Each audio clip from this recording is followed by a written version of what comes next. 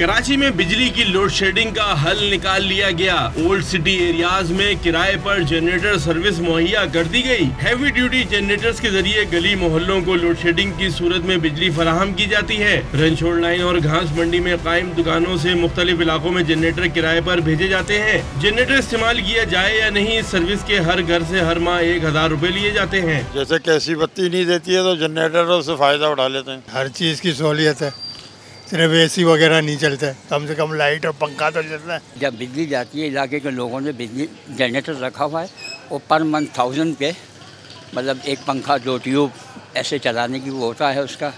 तो ये जो है ये प्रॉब्लम इस वजह से वो ख़त्म हो गई है कुछ, बाकी बिजली तो आती जाती है। किराए पर जनरेटर की मांग बढ़ने पर दुकानदार भी खुश हैं। कारोबार चमका तो सर्विस का दायरा car Orangi town, Malir, Sarjani town और नॉर्थ कराची तक बढ़ा दिया गया। रनछोड़ लाइन में अवेलेबल है ये सहूलत, गार्डन में अवेलेबल है, लियाकताबाद में अवेलेबल है और इनके अलावा अभी सरजानी टाउन में भी हो रही है और मलीर में, हर यानी कराची के तमाम जहाँ जहाँ मालूमात हो रही है वहाँ ये जनरेटर ले जाके मुख्तलिफ घरों में इस तरह डिवाइड करेंगे। शहर में बिजली इतनी जाती है, लोग लेके जाते हैं जनरेटर घरों के लिए।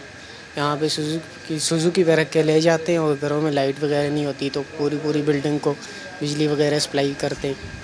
और छोटे भी लेके जाते हैं रेंट में, क्योंकि ज़रा सी बारिश होती है लाइट बंद हो जाती है। इस सर्विस के इस्तेमाल में फी घर 2 पंखे और 2 ट्यूबलाइट इस्तेमाल की जा सकती हैं। बिजली के सताए शहरियों के लिए ये जनरेटर सर्विस किसी सहूलत से कम नहीं और इसका दायरा कार शहर भर में फैलता जा रहा है। कैमरामैन मोहम्मद अली के साथ सैयद वसीम, डॉन न्यूज़, कराची।